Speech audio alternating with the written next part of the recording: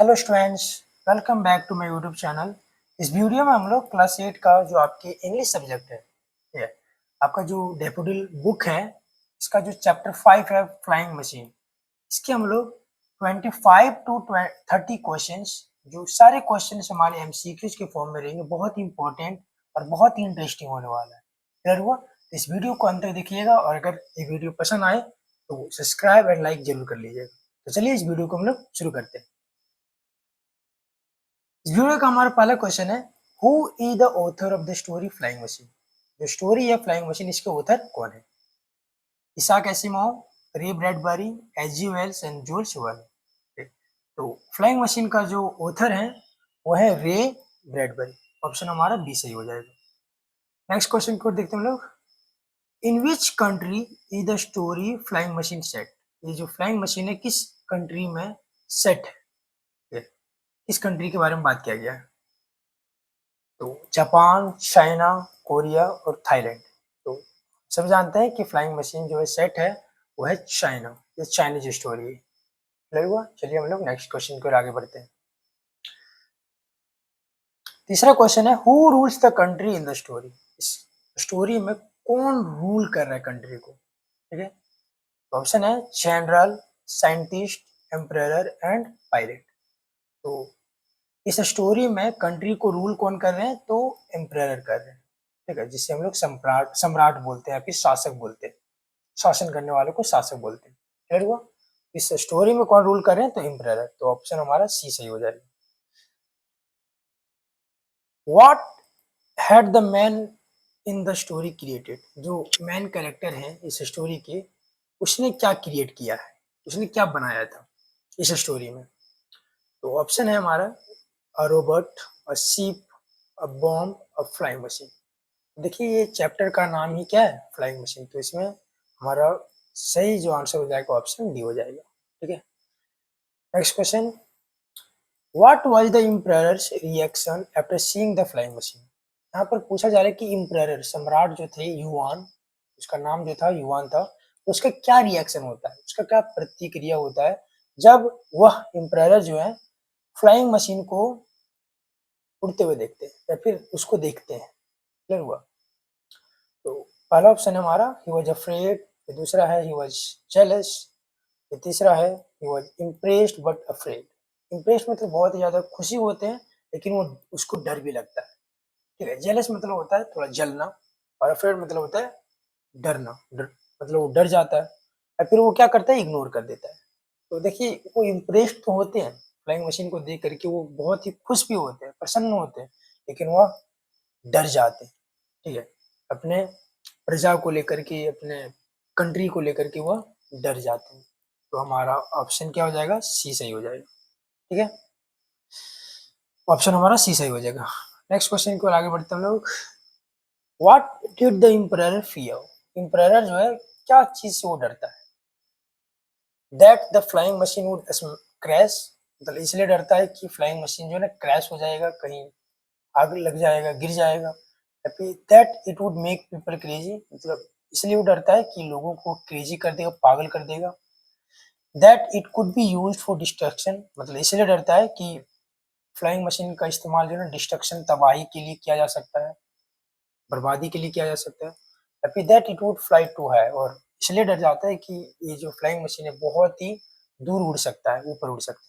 देखिए एम्परर इसलिए डरते हैं क्योंकि उसको लगता है कि इसका इस्तेमाल फ्यूचर में डिस्ट्रक्शन के लिए, तबाही के लिए या फिर बर्बादी के लिए किया जा सकता है। तो हमारा राइट आंसर हो जाएगा ऑप्शन सी। ठीक है, नेक्स्ट क्वेश्चन की ओर आगे बढ़ते हैं हम लोग। नेक्स्ट क्वेश्चन है, what kind of dream did flying man have. मतलब किस प्रकार का ड्रीम जो फ्लायर जो थे ऊपर में उड़ रहे थे, और किस प्रकार के ड्रीम उसको आता है और वो देखते हैं। तो देखिए ऑप्शन ये है हमारा ड्रीम ऑफ डिस्ट्रक्शन, वो सपना देखता है डिस्ट्रक्शन का, तबाही का। फिर ड्रीम ऑफ वार, वो सपना देखते हैं वार का, युद्ध का। और dream of peace and beauty, मतलब शांति और बहुत ही सुंदर सपना देखते हैं। या फिर ड्रीम ऑफ पावर, या फिर शक्ति का सपना देखते हैं। तो देखिए जो फ्लाइंग मैन थे वो सपना देखते हैं dream of peace and beauty. ठीक है, शांति और बहुत ही सौंदर्य का देखते हैं। ठीक है, तो ऑप्शन हमारा सी सही हो जाएगा। नेक्स्ट क्वेश्चन हम लोग देखते हैं, what was the emperors final decision. Emperor का जो फाइनल डिसीजन था फ्लायर को और फ्लाइंग मशीन को लेकर के, वो क्या था? टू रिवार्ड द मैन, उस आदमी को जो मतलब फ्लाइंग मशीन को बनाया था उसको रिवार्ड दिया जाए, उसको तोहफा तोहफा दिया जाए, उसको गिफ्ट दिया जाए। बैन फ्लाइंग मतलब फ्लाइंग जो फ्लाई कर रहे थे उसको बैन कर दिया जाए, और उस आदमी को इम्प्रेजन मतलब जेल में डाल दिया जाए जो फ्लाइंग मशीन को बनाए थे, या फिर टू किल द मैन, उस आदमी को मार दिया जाए। तो देखिए इसमें जो इम्प्रेयर का जो फाइनल डिसीजन था वो था उस आदमी को मार दिया जाए। ठीक है, टू किल द मैन, तो ऑप्शन हमारा डी सही हो जाएगा। ठीक है, नेक्स्ट क्वेश्चन है, what did the emperor order to be destroyed. Emperor जो है क्या ऑर्डर देते हैं डिस्ट्रॉय करने के लिए, बर्बाद करने के लिए, तबाह करने के लिए। ठीक है, तो द पैलेस, पूरे पैलेस को, उसको अपने राजमहल को डिस्ट्रॉय करने के लिए वो ऑर्डर देते हैं। द फ्लाइंग मशीन को, मतलब फ्लाइंग मशीन को मतलब डिस्ट्रॉय तबाह करने के लिए ऑर्डर देते हैं एम्परर। द गार्डन्स, पूरे बगीचे को, या फिर द बुक्स और किताबों को। देखिए एम्परर जो है वो फ्लाइंग मशीन को डिस्ट्रॉय करने के लिए ऑर्डर देते हैं अपने गार्ड्स को। ठीक है, तो ऑप्शन हमारा क्या हो जाएगा, बी सही हो जाएगा। नेक्स्ट क्वेश्चन देखते हैं हम लोग, what does the story reflect on. Story जो है क्या रिफ्लेक्ट करता है, क्या निकल के आता है? The importance of war, importance of war का महत्व। Dangers of innovation without control, innovation मतलब होता है न्यू इन्वेंशन। ठीक है, तो न्यू इन्वेंशन अगर कोई आविष्कार किया जाए, नई नई चीज़ों का आविष्कार किया जाए तो वो डेंजरस है। अगर उस पर कंट्रोल ना हो तो, अगर ये लिमिट में ना हो तो कोई भी चीज़ है अगर इसका इन्वेंट किया जाता है और अगर कंट्रोल में ना हो, लिमिट में ना हो, तो फिर ये हम लोगों के लिए तबाही का भी रूप धारण कर सकती है ना।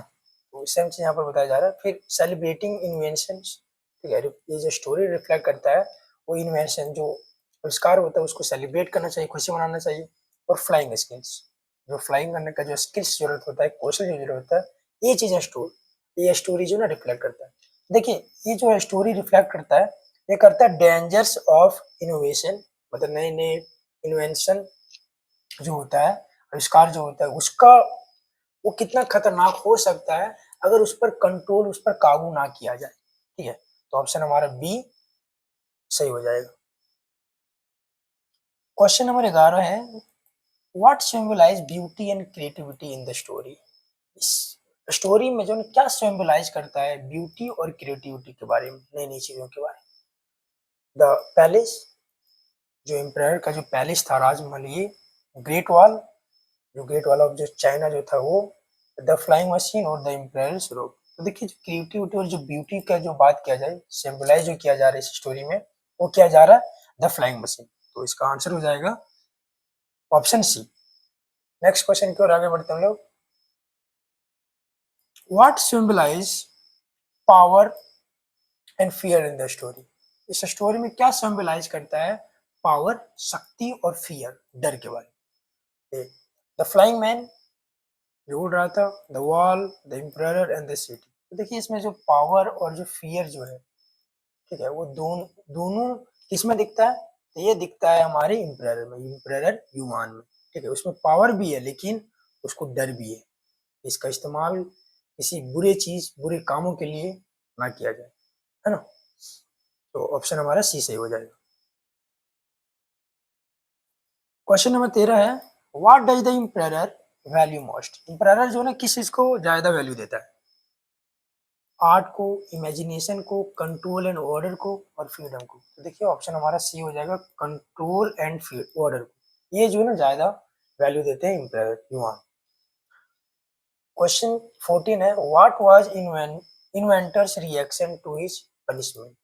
इन्वेंटर जो इन्वेंट किए थे फ्लाइंग मशीन को, ठीक है, जो फ्लाई कर रहे थे, उड़ रहे थे फ्लायर, उसका क्या रिएक्शन होता है जब उसको पनिशमेंट दिया जाता है एम्परर के द्वारा?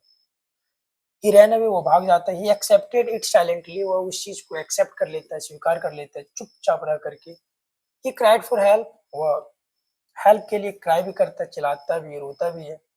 ही थ्रेटन द एम्परर, और ये एम्परर को थ्रेटन करता है, धमकी दे देता है।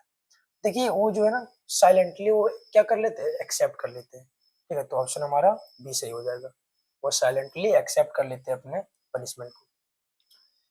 क्वेश्चन नंबर 15 है, what did the emperor fear the invention. Emperor जो है, जो इन्वेंट किया था फ्लाइंग मशीन का, उससे क्या चीज वो डरता है और क्यों डरता है? क्योंकि इट वॉज टू ब्यूटीफुल, क्योंकि वो बहुत ही ज्यादा सुंदर था। इट कुड फॉल, वो गिर सकता था। It could be misused in the war, और इसलिए वो डरते थे क्योंकि इसका इस्तेमाल जो है ना मिसयूज कर किया जा सकता था, या फिर इसका दुरुपयोग जा सकता था वार में, युद्ध में।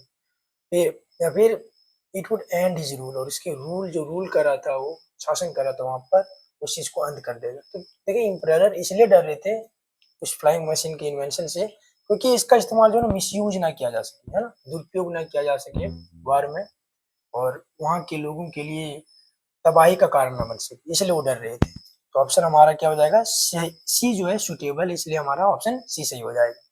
ठीक है, नेक्स्ट क्वेश्चन देखते हैं हम लोग। What does emperor's garden represent. Emperor का जो गार्डन था वो क्या रिप्रेजेंट करता है, क्या दिखाता है? पीस एंड हार्मोनी, पीस शांति और सुकून दिखाता है। डेथ एंड वार, मतलब मृत्यु और युद्ध दिखाता है। बोर्डम, बहुत ही ज्यादा मतलब उबाऊ, बोर फील कर रहा था, वो दिखाता है। और साइंस दिखाता है। देखिए जो गार्डन है वो क्या रिप्रेजेंट करता है, पीस एंड हार्मोनी, शांति सुकून से जो है ना जिंदगी जी। ठीक है, किसी चीज के बारे में वरी नहीं करना।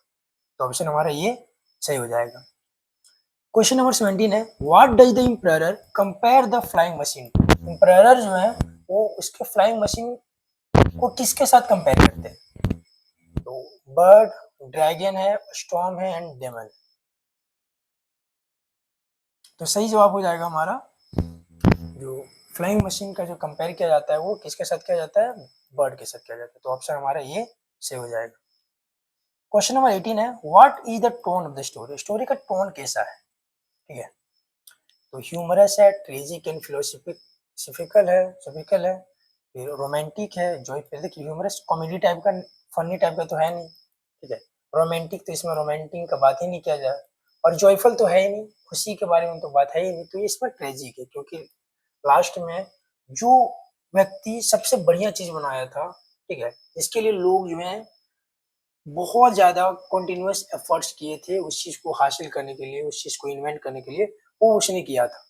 फिर भी उसको जो है उसको मार दिया जाता है, ये सोच करके कि इसका इस्तेमाल जो है गलत चीजों के लिए, गलत कामों के लिए किया जा सकता था। तो ये ट्रेजिक, ट्रेजिक उसी को बोलते हैं जिसमें लास्ट में मेन कैरेक्टर का अंत हो जाता है। ठीक है, और फिलोसफिकल भी है। ठीक है, तो ऑप्शन हमारा बी सुटेबल, इसलिए हमारा ऑप्शन बी सही होगा। ठीक है, क्वेश्चन नंबर 19 है, what message does the story give. Question number 18 है कि स्टोरी जो है फ्लाइंग मशीन, ये हम लोग को क्या मैसेज देता है, क्या संदेश देता है? तो देखिए इन्वेंशन शुड बी प्रमोटेड, जो इन्वेंशन है, जो आविष्कार किया जाता है उसको प्रमोट किया जाना चाहिए। Art is more powerful than science, जो आर्ट है, कला है, वो साइंस से ज्यादा पावरफुल है, ज्यादा शक्तिशाली है। पावर समटाइम्स सप्रेसेस क्रिएटिविटी, कभी कभी जो जो पावर है वह क्रिएटिविटी को, जो नई नई विचार जो आते हैं, नई नई जो सोच आते हैं, जो नई नई जो इन्वेंशन होता है, उसको सरपास कर देता है, सप्रेस कर देता है, उसको पीछे छोड़ देता है। और science is always dangerous, science जो है ना हमेशा डेंजरस है। देखिए इस इसके बारे में भी बात नहीं किया जा रहा, और आर्ट और साइंस के बारे में भी बात नहीं किया जा रहा। ठीक है, और साइंस जो है हमेशा डेंजरस नहीं होता है, कभी कभी हो जाता है, इसका यूज करने पे डिपेंड करता है।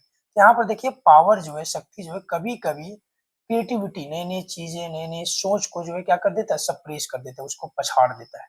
तो ऑप्शन हमारा सी जो है इस कहानी से ज्यादा सुटेबल है, इसलिए हमारा ऑप्शन सी सही हो जाएगा। नेक्स्ट क्वेश्चन को देखते हैं हम लोग। Which moral dilemma is shown in the story. किस प्रकार का मोरल डिलेमा जो है, मोरल चीजें इस स्टोरी में दिखाया गया है? तो राइट वर्सेस रॉन्ग, सही और गलत, फ्रीडम वर्सेस कंट्रोल। फ्रीडम और कंट्रोल, फ्रीडम मतलब सभी लोग जानते हैं आजादी, और कंट्रोल मतलब होता है काबू करना। और वार वर्सेस पीस, इसमें वार और पीस के बारे में बात ही नहीं किया गया है। फिर लव वर्सेस हेट्रेड, इसके बारे में भी बात नहीं किया गया है, इसके बारे में भी नहीं, और राइट और रॉन्ग के बारे में भी नहीं। तो हमारा ऑप्शन बी जो है ज्यादा सुटेबल है, तो ऑप्शन हमारा बी सही हो जाएगा। फ्रीडम, यहाँ पर क्रिएटिविटी और कंट्रोल के बारे में, क्रिएटिविटी तो दिखाते हैं लेकिन इसमें कोई कंट्रोल नहीं रहता है अकॉर्डिंग टू Emperor Yuan। तो हमारा बी इधर राइट ऑप्शन होगा। What was the weather like when the emperor saw the flying man? ठीक है, emperor जब flying man को उड़ते हुए देखते हैं up in the sky, उस समय जो वेदर जो था, मौसम जो था वो कैसा था? तो रेनी एंड स्टॉर्मी, रेनी बहुत ही ज्यादा बारिश और आंधी तूफान आए हुए थे। क्लियर एंड ब्यूटीफुल, सुंदर और बहुत ही साफ साफ था मौसम। फॉगी एंड कोल्ड, बहुत ही ज्यादा कोहरे थे और ठंडा था। विंडी एंड डस्टी, बहुत ही ज्यादा धूल और हवाएं चल रही थी। देखिए उस समय जो है ना क्लियर एंड ब्यूटीफुल था। ठीक है, तो ऑप्शन हमारा बी सही हो जाएगा। क्वेश्चन नंबर 22 है, what did the emperor ask his servant to bring after seeing the flying machine? Emperor जो है वो सर्वेंट को क्या लाने के लिए बोलते हैं जब फ्लाइंग मशीन वो देखते हैं? तो हिज रॉब, वो जो लूटी हुई थी उस चीज को लाने के लिए बोलते हैं। द फ्लाइंग मैन को लाने के लिए बोलते हैं। हिज मिनिस्टर्स, अपने मिनिस्टर्स को लाने के लिए बोलते हैं। और द एग्जीक्यूटिनर, जो एग्जीक्यूटिनर जो सजा देते हैं, जो फांसी देते हैं या फिर जो कसाई होते हैं जो काटते हैं मारते हैं, उसको लाने के लिए बोलते हैं। देखिए एम्परर जो है जब देखते हैं फ्लाइंग मशीन को तो वो सर्वेंट को बोलते हैं कि तुम उसको बुलाओ, जो उड़ रहा है, जो फ्लायर है, जो उड़ रहा है ऊपर में, उसको बुलाओ। तो हमारा आंसर हो जाएगा the flying man, option B सही हो जाएगा। क्वेश्चन नंबर 23 है, how did the flying man feel about his invention? Flying man जो है अपने इन्वेंशन के बारे में, खुद जो इन्वेंट किए थे फ्लाइंग मशीन को, उसके बारे में वो क्या सोचता है flying man? I mean the flyer. डरता है, गुस्सा करता है, वो प्राउड एंड जॉयफुल, मतलब बहुत ही ज्यादा वो प्राउड फील करता है और बहुत ही ज्यादा खुशी महसूस करता है वो, और नर्वस। देखिए फ्लाइंग मैन जो है अपने इन्वेंशन के बारे में बहुत ही ज्यादा प्राउड, अपना पे फक्र और बहुत ही ज्यादा खुशी महसूस करता है। ठीक है, तो ऑप्शन हमारा सी सही हो जाएगा। क्वेश्चन 24 है, what comparison did the emperor make about the flying man's invention? Emperor जो है किस प्रकार का कंपैरिजन, किस प्रकार का तुलना करते हैं फ्लाइंग मशीन के, फ्लाइंग मैन की इन्वेंशन के बारे में? ठीक है, फ्लाइंग मैन जो इन्वेंट किए थे फ्लाइंग मशीन, उसके साथ एम्परर किस चीज के बारे में कंपेयर करते हैं, तुलना करते हैं? देखिए लाइक अ स्पाइडर, स्पाइडर के जैसा, like a fish, like a bird and like a cloud. तो देखिए इसमें कंपेयर जो किया जाता है वो लाइक अ बर्ड, बर्ड के साथ किया जाता है या पक्षियों के साथ किया जाता है। ठीक है, तो ऑप्शन हमारा सी सही हो जाएगा। नेक्स्ट क्वेश्चन हमारा और लास्ट क्वेश्चन इस वीडियो का, what fear did the emperor express about the future of the flying machine? जो एम्परर है वो अपने डर को किस प्रकार से, जो फ्यूचर के बारे में है, जो भविष्य के बारे में है, फ्लाइंग मशीन को लेकर के किस प्रकार के व्यक्त करते हैं, किस प्रकार का डर व्यक्त करते हैं एम्परर? तो दैट इट वुड क्रैश, मतलब वो क्रैश कर जाएगा फ्लाइंग मशीन, जल के खत्म हो जाएगा या कहीं टकरा जाएगा। It would pollute the sky, ये स्काई को पॉल्यूट करेगा, प्रदूषण फैलाएगा। That it would be copied, इसको कॉपी कर लिया जाएगा फ्लाइंग मशीन को, और इसका मिसयूज किया जाएगा, इसका दुरुपयोग किया जाएगा यहाँ की लैंड को डिस्ट्रॉय करने के लिए, ठीक है, डिस्ट्रक्ट करने के लिए। फिर देखिए that it would replace birds, और ये कि फ्लाइंग मशीन जो है वो बर्ड्स को रिप्लेस कर देगा। ठीक है, तो इसमें जो डर जो व्यक्त किया गया है एम्परर का, ये था कि कहीं अगर इसको कॉपी कर लिया जाए और ईविल की नजरों में पड़ जाए तो यहाँ की लैंड को क्या कर देगा, बर्बाद कर देगा। ठीक है, तो ऑप्शन हमारा सी सही हो जाएगा, आंसर सी। तो ये रहा हमारा 25 क्वेश्चन। मिलते हैं हम लोग नेक्स्ट वीडियो में, तब तक जय हिंद जय भारत।